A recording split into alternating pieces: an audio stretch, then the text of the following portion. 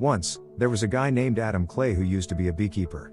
As it turned out, Adam had a past life as a special agent within an organization known as the Beekeeper, a government-created secret agency. The Beekeeper's role involved solving cases beyond the scope of traditional law enforcement. Adam Clay excelled as an agent at the Beekeeper but chose to retire early and pursue beekeeping.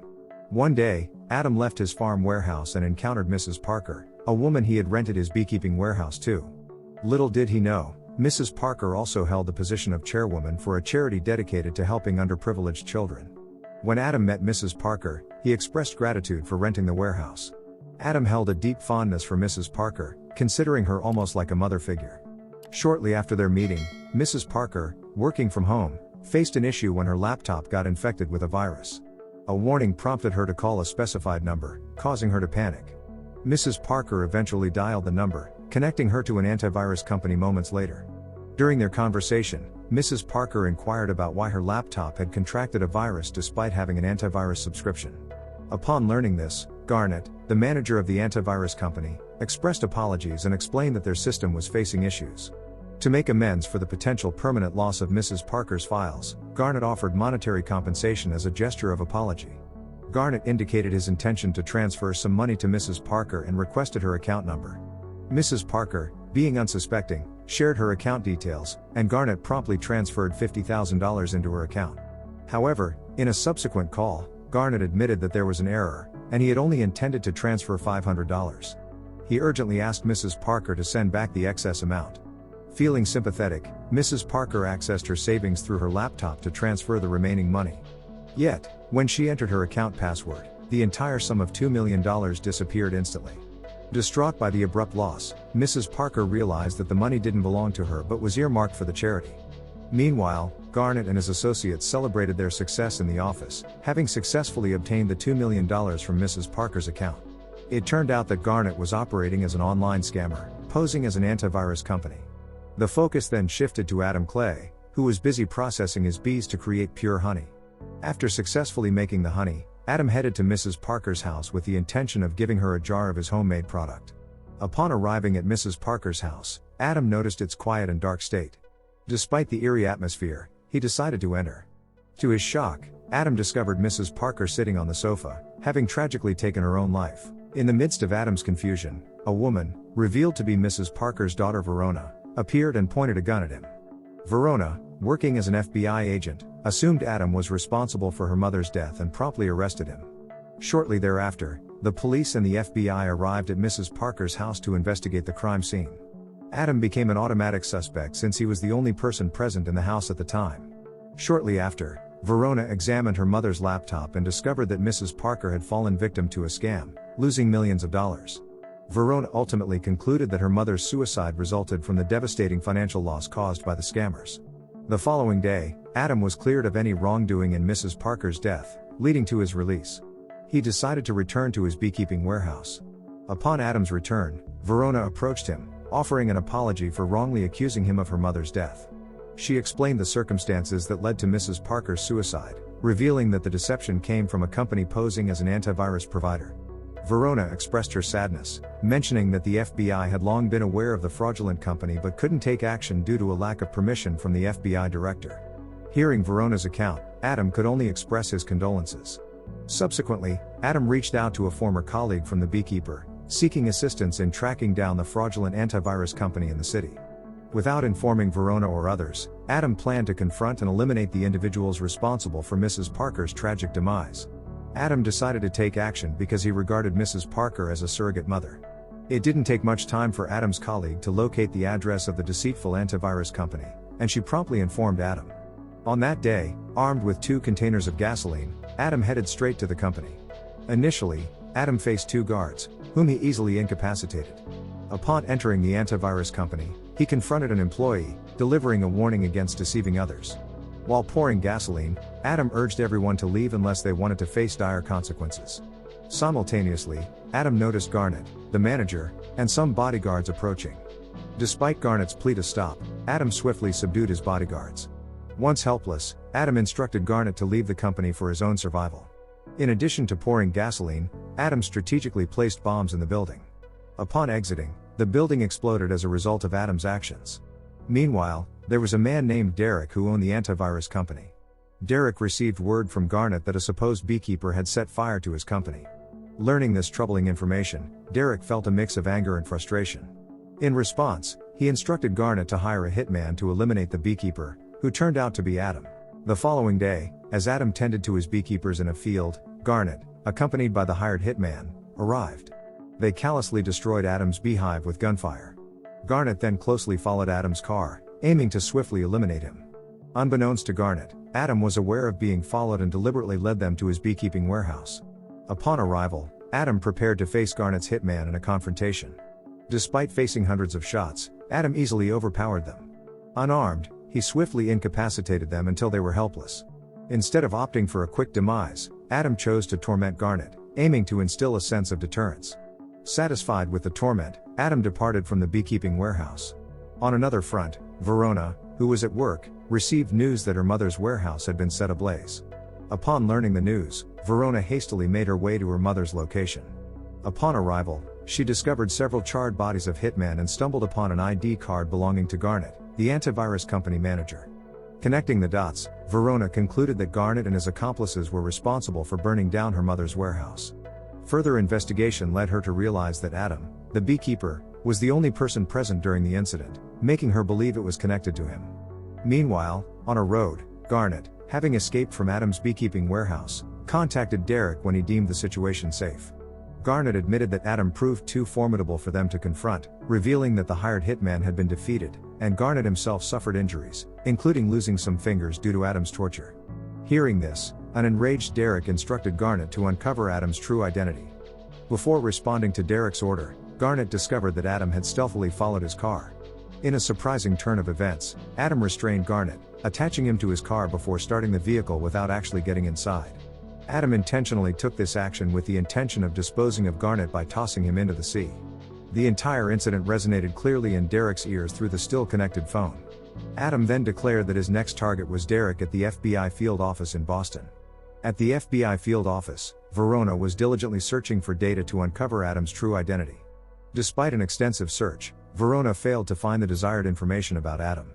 Shortly after, she learned that the FBI had discovered Garnet's body tied to Adam's car. This news further strengthened Verona's belief that everything was linked to Adam.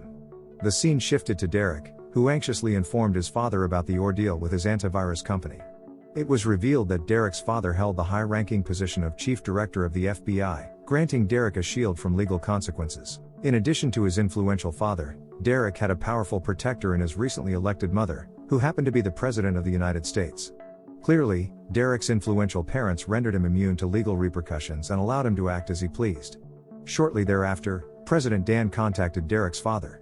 She inquired about the challenges her son faced, and Derek's father explained that Derek was in trouble due to a beekeeper named Adam Clay targeting him. Upon learning this, Derek's mother urged her husband to ensure robust protection for their son. Leveraging his influence, Derek's father contacted the chief agent of the Beekeeper, Janet Harward, to inquire about Adam Clay. Janet Harward acknowledged knowledge of Adam Clay, noting that he was retired. Learning about Adam's retirement, Derek's father instructed the chief agent to mobilize all Beekeeper agents to eliminate Adam Clay. He emphasized that this directive came directly from President Derek's mother. Consequently, the chief agent organized Beekeeper members to track down and hunt Adam Clay. Later that night, while Adam was refueling, he was suddenly attacked by a female agent from the Beekeeper. Despite a prolonged struggle, Adam successfully defeated the agent by using fire. After casually leaving the gas station ablaze, Adam received contact from the chief director of the FBI, reaching out to Director Janet Harward. Derek's father informed Janet that Adam was still alive and requested her to dispatch the Beekeeper's top agents to eliminate Adam Clay. However, Janet conveyed that none of the Beekeeper's members were willing to confront Adam, believing him to be their superior. Given this explanation, Derek's father opted to hire mercenaries instead. Shortly afterward, Derek's father met with the hired mercenaries, cautioning them about Adam Clay being a former Beekeeper member. He emphasized the need for caution in the mission to eliminate Adam. Upon receiving this information, the mercenaries began searching for Adam's whereabouts, presuming that his abilities were on par with theirs. Meanwhile, Adam visited the residence of the Beekeeper's agent who had attacked him the previous night. Inside, he accessed the computer to track down Derek's and his father's locations. Adam quickly located Derek and planned to go to him and his father at the trading company building owned by Derek. As it turned out, Derek's legitimate business served as a cover for his online fraud activities. FBI members, acting on orders from Derek's father, surrounded the building to guard Derek. Adam, casually searching for Derek and his father, arrived at the trading company building based on the computer's information. Initially, Adam used his exceptional martial arts skills to easily overcome the guards and FBI agents outside the building. Upon defeating them, Adam entered the building, facing a confrontation with both Derek's father's hired mercenaries and the remaining FBI agents. Despite being outnumbered, Adam strategically defeated them all after a prolonged battle. Inside, Adam interrogated the trading business manager about Derek's and his father's whereabouts. However, the manager remained silent. Frustrated, Adam chose to use force, torturing the man to extract the information he sought. After subjecting the man to torture for a period, he eventually disclosed to Adam that DK and his father were at the residence of his mother, who happened to be the new president. Simultaneously, Verona unexpectedly arrived with additional FBI agents to apprehend Adam. Fortunately, Adam, aware of Verona's arrival, managed to escape promptly. Meanwhile, Derek and his father were at President Danforth's house. Upon receiving news that all the mercenaries they had employed were defeated by Adam, Derek's father advised DK to stay put. He also instructed the remaining FBI members to ensure Derek's protection. The scene shifted to Verona, engaged in a meeting with her FBI colleagues. During the meeting, Verona asserted that Adam had been the source of recent chaos.